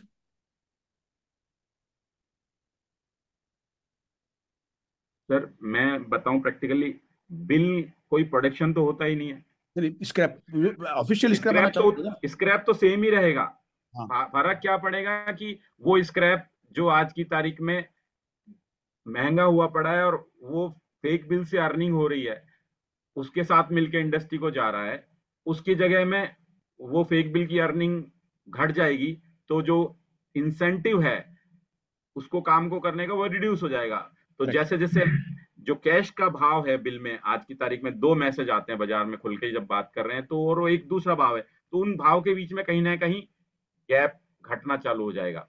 और फिर कहीं ना कहीं जो भी सेलर है उनको लगेगा कि इतना सब होने के बाद क्यों ना हम इसको बिल खुद ही बना के दें और अपनी रेवेन्यू बढ़ाएं, फॉर्मल में काम करें। अभी ऐसी कहेंगे आशा है। तो अनऑर्गेनाइज्ड वाला आज की तारीख में ऑर्गेनाइज्ड को इनवॉइस काटेगा, अनरजिस्टर्ड को तो इनवॉइस काटेगा, तो उससे क्वांटिटी क्वांटम बढ़ जाएगा मार्केट में। बढ़ जाए फ्लो, क्वांटिटी तो स्क्रैप जो जनरेट हो रहा है, बट रेशियो उधर शिफ्ट हो जाएगा, बढ़ हाँ, जाएगा। समझ गया, वही तो बोल रहा हूँ, रेशियो हाँ प्रॉपर बढ़ेगा, 100% बढ़ेगा। लॉजिकल वे में रेशियो बढ़ जाएगा, उनका बोलने का पूछने का हाँ मतलब है ना। आज की तारीख में मान लो स्क्रैप की राइजिंग मान लो दिख रही है 100 टन की कॉपर स्क्रैप की पूरे इंडिया की, तो वो हो सकता है 110 या 115 टन दिखेगी बिल के अंदर। हाँ हाँ। एक सवाल है बंका जी कि ये इम्पोर्टेड स्क्रैप पे भी लगेगा, आगे बिकेगा? तो मेरा मानना है लगेगा, जैसे yes yes yes sir, imported scrap पर तो ऑलरेडी आप आरसीएम पे करके उसको लेते ही हो ना, बिल ऑफ एंट्री में तो पेमेंट करना ही पड़ता है ना। हाँ नहीं, और बट उसके वो बाद आगे टीडीएस एप्लीकेबिलिटी आगे चालू हो टीडीएस जाएगी। 2% लगेगा। बिल्कुल बिल्कुल। और अगले सवाल में देखता हूँ। नहीं तो सर जो इंपोर्ट करते हैं ना उनके बिल में फेक इनवाइस चालू हो जाएगा। हाँ हाँ, एक 90 दिन का सवाल मैं पूछूंगा। How RCM will work on job work? तो जॉब वर्क में भी पेमेंट का ट्रांजेक्शन नहीं है, जॉब वर्क तो में मेटल परचेज कहाँ है? हाँ मतलब मैंने स्क्रैप दिया और इंगट बनवाया किसी से, उनका ये कहना है, हाँ तो मैं हाँ। इनवॉइस तो रेज कर ही नहीं रहा हूँ उनके ऊपर स्क्रैप की, नहीं नहीं नहीं नहीं नहीं, है ना, तो वो वो तो चालान, सर रूल 55 में चालान के थ्रू माल जाता है ना। हाँ। और जो सर्विस चार्जेस हैं उसके ऊपर जैसे जीएसटी है वो लगेगी।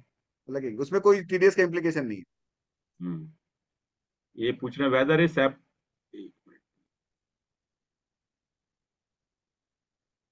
ये किसने कहा है कि in my opinion RCM should be implemented to registered dealer in B to B system.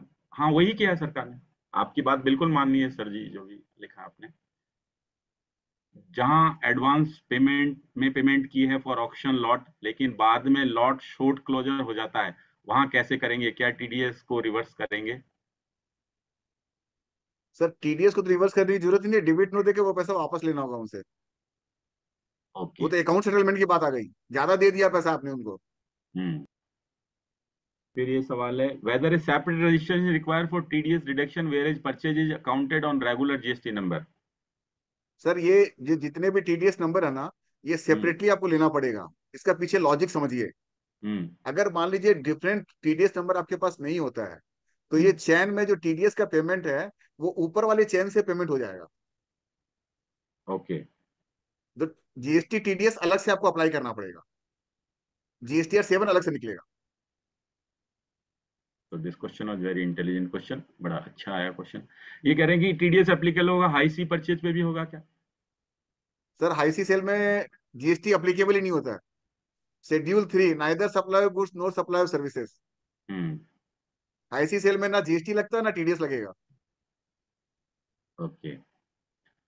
ये कह रहे हैं हाउ विल डीलर और distributor react to RCM who adjust scrap GST liability with new battery? ये तो फिर वो उसको अपन हैंडल नहीं कर पाएंगे मेरे ख्याल से। What happens when transaction is between government, ये हो चुका है। कैश में कितना परचेज कर सकते हैं अनरजिस्टर्ड RCM में, वो GST का कानून नहीं है। वहां पे आपको इनकम टैक्स का रूल रेफर करना होगा, जिसमें शायद 10,000 कैश है, एक साल एक व्यक्ति से शायद 2 लाख रुपए एक साल में है, वो आपको डिक्लेरेशन लेना, वो यहाँ से रिलेटेड नहीं है। और मेरे ख्याल से हाँ, RCM is payable on purchase from government authority, ये सब आ चुका है। How can RCM work when we job work भी आ चुका है। सर अगर पेमेंट फुल बिल नहीं हुआ है और पार्ट पेमेंट हुआ है तो उसका TDS कैसे कटेगा? तो फिर से सर ये कह रहे हैं कि मैंने 10 लाख का माल लिया और मैंने हाँ अभी 5 लाख ही पे किया है, हाँ 5 लाख 2 महीने बाद करता हूँ पहले गवर्नमेंट का दे दीजिए। पूरे पर। हाँ जी, अच्छा। नहीं तो क्या सर, क्या है ना GSTR 7 जो रिटर्न फाइल होता है ना, उसका डिटेल समझिए। उसमें रहता है GSTI नंबर, ठीक है, tax invoice number, tax invoice date and value, और उसके पे 2% की अप्लीकेबिलिटी। गवर्नमेंट का इंटेंट ये है कि सबसे पहले 2% मेरा दे दो, उसके बाद अपने वेंडर को पेमेंट करते रहना। ओके। अरे एक सवाल है, एक बिल सुजीत डेट समादार जी का सवाल 12/9/24। है नवीन जी। जी। सुजीत समादार जी का सवाल है, the question is if end of life product is sold by the government that is not हाँ, scrap since it is the same product for which no change has been taken place then no RCM is not applicable. जैसे end of life जो product है, जैसे ही उसका word हम लिख रहे हैं एंड ऑफ लाइफ, तो वो स्क्रैप हो ही गया ना। ना वही बोल रहा हूँ। हाँ, and of life is scrap. और वो गवर्नमेंट यदि देती है, मानो आप फाइनेंस मिनिस्ट्री से 5 पुरानी स्क्रैप लेके आते हैं, तो वो तो जैसे पहले से ही 9(3) में ले ही रखा है ना उसको, तो छठा नंबर आइटम जो अपन पहले बात करते, तो वहां तो RCM में ही जमा कराना है बायर को। RCM में। जी। एक सवाल था सर, 12/9/24 को परचेज किया स्क्रैप, उसका अंडर RCM में पेमेंट कब करना है? सर ये अनरजिस्टर्ड से परचेज की बात कर रहे हैं। 12/9/24 का रिटर्न आप लगेगा 20 अक्टूबर को। हाँ 20 अक्टूबर को आपको पेमेंट करना है 3V के साथ में, लास्ट डेट वही है। उसके पहले करना चाहते हैं कर सकते हैं, 3V जब फाइल करेंगे उससे में लगेगा। ओके। और उसकी क्रेडिट भी सेम मंथ में मिल जाएगी। Is income tax TC of 1% by seller remains in, जो भी TCS जहां जो चल रहा है इनकम टैक्स का, उसमें कोई चेंज नहीं है। यहाँ पर CBIC की बात चल रही है। एक और अच्छा क्वेश्चन है जी। सर, अगर पेमेंट फुल बिल नहीं है, मतलब अगर हाँ, मैंने पार्ट पेमेंट किया है तो उसका TDS कैसे कटेगा? वही अभी बताया था संजय भाई आपने, वो यही कहा ना कि सरकार का पहले देंगे और बाकी पूरा दे देंगे। हाँ। ध्यान नहीं था, परफेक्ट है, बहुत अच्छा।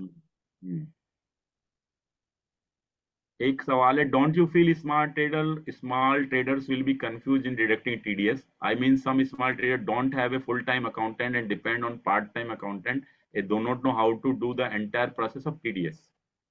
तो सर जिस समय GST आया था ना, हाँ। जिस समय GST आया था ना, लोग ये क्वेश्चन रेज कर रहे थे कि गांव देहात में रिटर्न कैसे लगेंगे। आज की डेट में कंप्लायंस लेवल 98% का है। 98% is great achievement for the government where there is no default in filing of GSTR 1 and 3B। एक सवाल है कि वो कंपनी कहती है हम इंपोर्ट कर रहे हैं अब्रॉड से directly and we have to pay TDS for it और नॉट। तो इंपोर्ट कर रहे हैं तो वो RCM में पहले GST जमा कराएंगे, और जब वो अपने सेलर को बेचेंगे तो उस सेलर से जब पेमेंट आएगी तो सेलर उनके 2% के कैश में जमा करा, तो वो काटेगा। बराबर है? Yes, right right. एक एक एक चीज और पूछी है, I want to convey that RCM should cover all dealers is irrespective of dealer is registered और अनरजिस्टर्ड। सर वो उनकी विश लिस्ट है सर वो उनकी विश लिस्ट है। ये वांट टू कन्वे, गवर्नमेंट ने बात मानी नहीं है, वो तो हमारी भी थी, मानी वो क्या तो बोल हमारी भी नहीं मानी सर। हाँ, एक कह रहे हैं sir, is TDS applicable for the old payment which we are paying now? No no no, no तो ये नो ये मेरे ख्याल से जो इनवॉइस इस सर्कुलर के नोटिफिकेशन आने के बाद जनरेट होगी उसके पेमेंट से चालू होगा। Perfect perfect sir perfect. चाहे आपकी आपके पास स्टॉक भी पड़ा है और अगर सर्कुलर के बाद में आने के बाद में बेच रहे हो तो टीडीएस कटेगा आपका। जी बिल्कुल वो कटेगा। वो कटेगा। मेरे ख्याल से एक मैंडेटरी तो सवाल सभी कंप्लीट हो गए हैं और मैं TDS applicable on sales of ingot? No, it's a finished product. Metal scrap sir, metal scrap only sir metal ingot अगर स्क्रैप है तो लगेगा। हाँ जैसे आप अपग्रेड कर दिया तो लग जाएगा। हाँ जी जैसे आप नहीं बोल देंगे अपग्रेड भाई कर मेरे। नहीं नहीं सर, अपग्रेड पे भी नहीं लगेगा। वहां अगर पर आपने किसी भी इंगट का जो कोड है ना, करेक्ट, आप देखिए किसी भी चैप्टर में मेटल में बात करूं तो जनरली एल्यूमिनियम में 76 है, लेड में 7802 है, बैटरी 8549 है, मेटल स्क्रैप में आपके 7204 मेटल है। स्क्रैप। और जो इंगट है वो दूसरे कोड में चला जाता है, उसकी प्योरिटी Absolutely. चेंज होने से वो अदर्स में जा रहा है। वो हाँ, मेटल SSL कोड। उसके ऊपर तो मैन्युफैक्चरिंग हो गई सर, वो स्क्रैप नहीं हो सकता है। हाँ, आपके प्रोसेस में जो छीलन निकल रही है, टर्निंग निकल रही है, बोरिंग निकल रही है, वो स्क्रैप के एचएसएन में, तो वहां सर पे गीता जी, एक क्वेश्चन, मतलब एक सिंपल क्वेश्चन, अच्छा क्वेश्चन है sir. What will be required documents from unregistered dealer? Unregistered to register के लिए क्या डॉक्यूमेंट रिक्वायर्ड है? सर जीएसटी लॉ में उन लोगों को कोई मतलब नहीं है कि कौन सा डॉक्यूमेंट आपको लेना है। जीएसटी लॉ में आपको जो रिवर्स चार्ज पे पे करना है उसका सेल्फ इनवॉइस आपको बनाना होगा अंडर सेक्शन 31(3). तो सामने वाले का एड्रेस वगैरह लगेगा? हाँ वो आपको लगेगा सर 31(3) में। और इसके साथ में मैं सजेस्ट करूंगा कि सप्लायर का पैन नंबर, सप्लायर का केवाईसी जरूर अपने रिकॉर्ड में रखिए इनकम टैक्स पर्पस के लिए। This is my suggestion from my side. GST department तो खुश होगा क्योंकि आपने 18 टका जमा कर दिया है। बिल्कुल हाँ, बिल्कुल। हाँ, लेकिन लेकिन income income tax tax department आ सकती कहेगा है। कि ये कहां से आया। कहाँ से आया? एक सर बहुत अच्छा सवाल, the goods reach to the manufacture by the chain of 4%, then 8% GST deposit in cash, but the margin in trading of metal is less than 1% gross profit, so the credit will be lying idle in cash ledger, so the refund will be given to all four parties and when. Sir, all four parties are eligible for refund, and you can file the refund application once you file G or GST 3B. Then and there you can file RFD 01. And it is very low paper documentation required if you are seeking refund for cash ledger. Okay.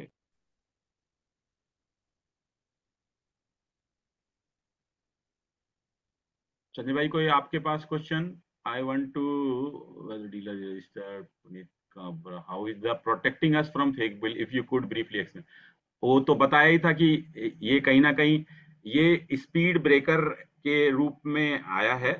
तो जो truck तेजी से जा रहा है, हर breaker पे 2% माल गिर जाएगा उसका, 4-5 लगा दिए तो 8 गिर जाएगा, तो वो कुछ ना कुछ रोकेगा तो सही, बाकी समय 8 टका नहीं, लेकिन 8 टका रिफंड मिलेगा उसको पक्का, लेकिन जी जी समय के बाद मिलेगा। तो समय के बाद मिलेगा तो वो फाइनेंस का इम्प्लीकेशन आएगा, तो उसके परसेंटेज में काफी कमी आ जाएगी, ऐसा मानना है। ऐसा मतलब कि आने वाले समय में बताएगा कि क्या होता मेहता साहब होगा। देखिए क्या है कि जो फेक इनवॉइस करने वाले हैं ना, उनका जो हम लोगों का past experience out of my professional experience I am sharing, ये जो इसके जो प्रोपराइटर या सो कॉल्ड डायरेक्टर या पार्टनर्स होते हैं ना, वो बेचारे इनोसेंट होते हैं, गांव के लोग होते हैं। उन लोगों को यूज करके ये फेक इनवॉइस जनरेशन की टीम बनाती है। जब आप रिफंड क्लेम करने जाओगे डिपार्टमेंट से, तो उनके A to Z document check होंगे। उनके कहाँ से परचेज आ रही है, कितने दिन पुराने डीलर से परचेज आ रही है, ये सब जब सारे चेक होने लग जाएंगे ना, तो ये पूरा डिपार्टमेंट पे ये ओनस आ जाएगा कि आपने ये फेक इनवॉइस वाले को रिफंड कैसे दिया है। करेक्ट। ये इतना सिंपल नहीं होगा सर। कैश रिफंड अगर कोई फेक इनवॉइस वाला लेने जाएगा तो आई डोंट थिंक वो सिंपली वो मिल जाएगा उसको तुरंत। हाँ, तो इससे एक क्वेश्चन का आंसर और हो गया।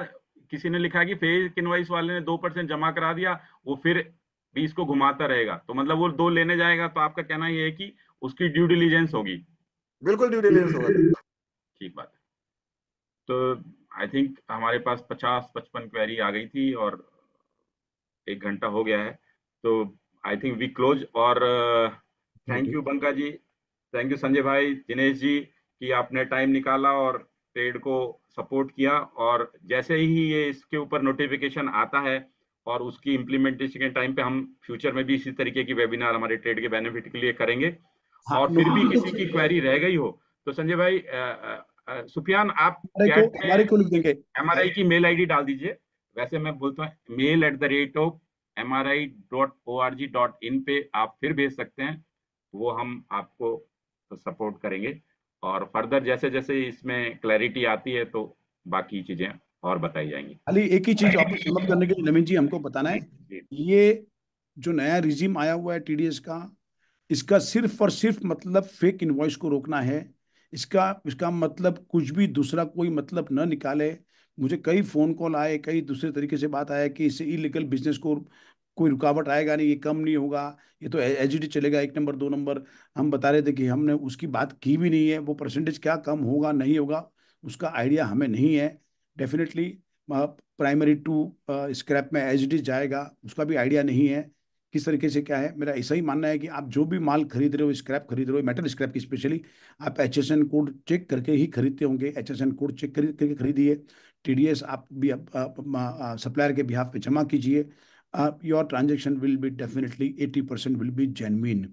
नवीन जी, मुझे एक लास्ट क्वेश्चन आपको वापस मैं इधर भी देता हूँ जी जी कि जिस दिन ये रिजिम आया था उस दिन एक बहुत अच्छे दोस्त हैं, उन्होंने मुझे फ़ोन किया था कि संजय भाई मुझे हमको निजात आप MRI से दिलाइए या आपका फॉलोअप कीजिए। 16(2)BC क्या नाम है जो जेल का जो प्रावधान हाँ होता हाँ, जहाँ पर 16(2)C, 16(2)C। दूसरी की बात। है। हाँ, तो वो नवीन जी आप जरा बताइए 16(2)C के अंदर क्या कैसे हुआ है करके। जैसा इसके ऊपर शुरू में भी बताया था संजय जी ने कि क्या हो रहा है कि विकास जी ने बोला था कि जब आपके पास मेटेरियल आ रहा है उसमें कहीं ना कहीं 2% की भागीदारी सरकार की भी हो रही है। तो आपको आज की तारीख में तो 100% फेक इनवॉइस के नाम पर 18% के ऊपर 300% पेनल्टी और 24% ब्याज से आपके ऊपर नोटिस जारी कर देते हैं। लेकिन यहाँ पर 16 आपने लिया है, 2 तो सरकार के पास कैश में जमा हुआ है। और तो वहां कहीं ना कहीं सरकार आपके जो इस ट्रांजेक्शन के अंदर में उनकी पार्टनरशिप आ जा रही है, क्योंकि सरकार ने भी 2% लिया है। तो कुछ हद तक उसमें जो आगे कोर्ट में जाके देखेंगे कि भाई, मतलब वहां पे आपको कुछ ना कुछ 16(2)C उन्होंने रूल बनाया था, उसको नहीं हटाएंगे। लेकिन आप कहीं ना कहीं से एक तरीके से मैं कहूंगा एक छोटा शॉक ऑब्जर्वर का काम करेगा आपके लिटिगेशंस के अंदर। नहीं, विकास जी, आप करेक्ट करेंगे मेरे को। Sir, I would like to add over here, 16(2)C एक ऐसा प्रोविजन है जो कई कोर्ट में चैलेंज किया हुआ है और अभी तक कहीं से मतलब सब जुडाइस मैटर, अभी तक जजमेंट कहीं से आया नहीं है। 16(2)C क्या बोलता है कि गवर्नमेंट को जो टैक्स जमा करना पड़ता है, ये रेस्पॉन्सिबिलिटी रजिस्टर्ड टैक्स पेयर्स की है। मतलब जिन्होंने जीएसटी नंबर लिया है उनकी ड्यूटी ये है कि वो गवर्नमेंट में टैक्स जमा हो जाए, then he is eligible to the input tax credit. ये प्रैक्टिकली कोई ऐसा सिस्टम नहीं बनाया गवर्नमेंट ने, प्रोविजन ले आया लेकिन ऐसा कोई सिस्टम नहीं बनाया कि मैंने संजय भाई से माल खरीदा है, अब संजय भाई टैक्स जमा दिए कि नहीं दिए, I can't verify at any course. मैं कोई किसी भी तरह से उसको वेरीफाई नहीं कर सकता हूँ। लेकिन चूंकि ये प्रोविजन में लिखा हुआ है तो डिपार्टमेंट ये कहता है कि आपने जिसका इनपुट लिया है वो इनपुट में सेक्शन 155 में बर्डन ऑफ प्रूफ आपके ऊपर है, सामने वाले ने टैक्स नहीं जमा दिया है तो मैं आपसे वसूलूंगा। और उसी ग्राउंड पे वो लोग नोटिस इशू कर रहे हैं। आज होता क्या है कि जब अपने एक सपोज करिए जैसे आपने टाटा के एग्जांपल दिया, टाटा ने आपसे माल खरीदा, आपने नीचे के 4 चेन से माल खरीदा है और नीचे वाला चेन भाग गया, L4 L5 L6 vendor non existent है, वो लोग आपको भी नोटिस इशू करेंगे, डिपार्टमेंट वाले टाटा को भी नोटिस इशू करेंगे और उनको ये बोलेंगे भाई हमारा टैक्स हमारे पास आया नहीं है, किसी को मैं इनपुट देने वाला नहीं। और ये मेरे को लगता है कि अगर अपने एसोसिएशन से रिप्रेजेंट करें, we should also represent before the government regarding this draconian provision of 16(2)C। अपने ट्राई कर सकते हैं, नो इशू। लेकिन मुझे ये जो बताया गया ना बंका जी, जो हमने बात की मतलब कि ऑफ द लाइन लोगों से, टैक्स डिपार्टमेंट से, उन्होंने बताया कि ये मेटल स्क्रैप के ऊपर ही नहीं है, ये ऑल अक्रॉस ऑल कमोडिटीज के हाँ, ऊपर है। ये तो है। 16(2)C is applicable all across all commodities. और उन्होंने मुझे ये भी बताया ऑफ द रिकॉर्ड कि ये प्रावधान खाली इंडिया में नहीं है, वर्ल्ड ओवर आप वैट का क्रेडिट लेते हो और सामने वैट नहीं भरते हो तो अल्टीमेटली जिसने क्रेडिट लिए उसका पैसा रिवर्स हो जाएगा। सिंपल। तो सर, ये राइट सर। तो संजय भाई, जैसे किसी व्यक्ति ने चोरी का माल ले लिया तो जिम्मेदार जो इसने सप्लाई किया वो के अलावा, क्योंकि जो चोरी का माल दे के वो तो भाग गया, इज लेस अवेलेबल, एब्सकॉन्डिंग है। बट जो है जिसने लिया है चाहे वो ज्वेलरी बिजनेस या किसी में भी आप देख लीजिए, तो वो आएगा ही। तो इसको 16(2)C उसी तरीके की चीज है। हाँ हाँ, तो कहने का तो मतलब उसके अंदर भी कुछ ज्यादा आप कुछ आप अपने ड्यू डिलिजेंस खुद करें, सामान की हाँ सुरक्षा अपनी आप करें। आज कंपनियां जब आप देते हैं कंपनी को, तो वो आपसे 50 चीजें पूछते हैं, आपका पासपोर्ट तक कई लोग पूछ लेते हैं, मैंने देखा ट्रेड के अंदर में। तो सिमिलरली आपका सप्लायर है, आपको उसकी कुछ ड्यू डिलिजेंस तो करनी पड़ेगी। नहीं नहीं, सही बात है। अभी आज की तारीख में इसके अंदर कुछ ज्यादा अभी नए, मैं बताया ना कि अभी इसके अंदर भी कुछ दोस्त लोग पूछ रहे थे बंगा जी कि ये फुल प्रूफ नहीं है, तो मैंने उनको जवाब दिया कि फुल प्रूफ तो कुछ भी चीज नहीं होती है। आज विदाउट ओटीपी बैंक से पैसा निकल रहा है। हाँ कितनी भी बड़ी टेक्नोलॉजी के ऊपर टेक्नोलॉजी आ रही है, मतलब कि, और उसके बीच चोरों के पास में उसके प्रावधान अवेलेबल है। तो उसके अंदर तो कुछ कर नहीं सकते हम, तो अपनी अपने अपनी सुरक्षा खुद कर सकते हैं, जो बेस्ट कर सकते हैं वो अपन कर रहे हैं। बाकी तो रूल तो तोड़ने वाले कई लोग तोड़ चुके हैं, कई लोग तोड़ेंगे। विदाउट ओटीपी पैसा निकल गया, वो तो बड़ी बात है कि ओटीपी नहीं आया, पैसा निकल गया, बैंक ने पैसा भी दे दिया। तो इसके अंदर भी उसके अंदर क्या कुछ टेक्नोलॉजी अपग्रेड होती है, उसके कानून भी बनते हैं और कानून तोड़ने वाले भी तैयार होते हैं। ठीक है। अभी बाकी अभी सर एमआरआई जैसे को आप इसमें एक चीज मैं ऐड करूंगा, जी हाँ। पिछले 7 साल से हम लोगों ने मतलब इंडस्ट्री ने, प्रोफेशनल्स ने, ट्रेडर्स ने बहुत ट्राई किया कि हमारा दर्द को समझो। एटलीस्ट ये शुरुआत हुई है। जी। हाँ, बस बस ये शुरुआत हुई है, और यहाँ से हम आगे चलेंगे कि बहुत कुछ चीजें इसके यहाँ से आगे चलेंगे। स्क्रैप जो कबाड़ी वाले से जो स्क्रैप कैश के अंदर मिलता है, मैं मेरे घर का मैं स्क्रैप बेचता हूँ 50 किलो, मुझे 2,000 रुपये दे के जाता है और कैश में अपने जेब में रखता हूँ। जब मेरे को जरूरत होती है तो मैं 10 रुपये की पानी की बोतल खरीदने के लिए मैं जीपे करता हूँ, पेटीएम करता हूँ, शायद वो भी पेटीएम के थ्रू आ जाए, तो एटलीस्ट वो चेन में आ जाएगा स्क्रैप। जिस दिन ये बनेगा गवर्नमेंट के पास, अब हमारे एमआरए के सारे लेटर पेंडिंग पड़े हुए हैं कि एटलीस्ट उसको आप उसके अंदर लाइए, कि हमसे यूपीआई पेमेंट के अंदर लाइए। जिस दिन ये गवर्नमेंट को थोड़ा सा सीरियसली लगेगा, 16(2)C का कंटिन्यू फॉलोअप करेंगे और इसका भी कंटिन्यू फॉलोअप करेंगे कि एटलीस्ट कम से कम नीचे के लेवल पे जो स्क्रैप जमा होता है उसका कोई ना कोई तरीके से यूपीआई की पेमेंट के थ्रू आ जाए, तो एटलीस्ट कम से कम वहां पर एक जनरेशन थोड़ी सी बढ़ जाएगी और एक कैश पेमेंट का मुद्दा खत्म हो जाएगा। चलिए, थैंक यू वेरी मच। आप सब हमारे मेंबर्स को धन्यवाद। कोई भी चीज और भी कोई चीज हो तो आप डेफिनेटली हमारी को लिख सकते हैं, और एक बार के लिए रूल्स इफेक्टिव हो गए, उसके 10-15 दिन के अंदर और भी कोई चीज लगेगी डेफिनेटली एक बार और हम दूसरे भी और भी कंसल्टेंट को साथ में लेंगे बंका जी के साथ में, और दूसरी और एक हम एक ट्राई करेंगे कि पैनल डिस्कशन के रूप में और मार्गदर्शन हम भी लें उनसे, और आपको भी आपके भी क्वेरी का कुछ ना कुछ हम सॉल्यूशन निकालें। So nice of you everyone. आप एक ही चीज समझिएगा कि एमआरए का intention pure pure pure pure pure pure trade को हेल्प करना है। अपनी समस्याओं को, हमारे साथ में जो हमारी सबकी समस्या चल रही है उस समस्या का समाधान करना है। किसी का भी पर्सनल इंटेंशन इसके अंदर कोई एजेंडा इन्वॉल्व नहीं है, ना इधर कोई रूल्स रेगुलेशंस को पर्सनल बेनिफिट के लिए बनते हैं। गवर्नमेंट के रूल्स रेगुलेशन डेफिनेटली सबका विकास, सबके साथ सबका साथ सबका विकास के लिए बनते हैं, और वैसे ही हम आगे भी चलेंगे। प्लीज तो इसको आप अच्छे रूप में लीजिए। जो भी है आपके सजेशन जितने भी आते रहेंगे, एमआरए के ऑफिस परिपक्व है, उसको हम गवर्नमेंट के साथ में फॉलोअप कराएंगे। आप बात किया कीजिए, डेफिनेटली ऑफिस से भी बात कीजिए, हमारे से भी कभी भी कोई जरूरत पड़े तो हमको भी कभी का फोन कर लीजिए, किया कीजिए। जो हमारे से बेस्ट होगा हम मार्गदर्शन करेंगे। नहीं तो हमारे पास में विकास बंका जी जैसे काफी कंसल्टेंट है, उनकी भी हेल्प लेके आपको आपका डेफिनेटली हम उत्तर दिलाने की कोशिश करेंगे। धन्यवाद। Thank you very much. Thank you.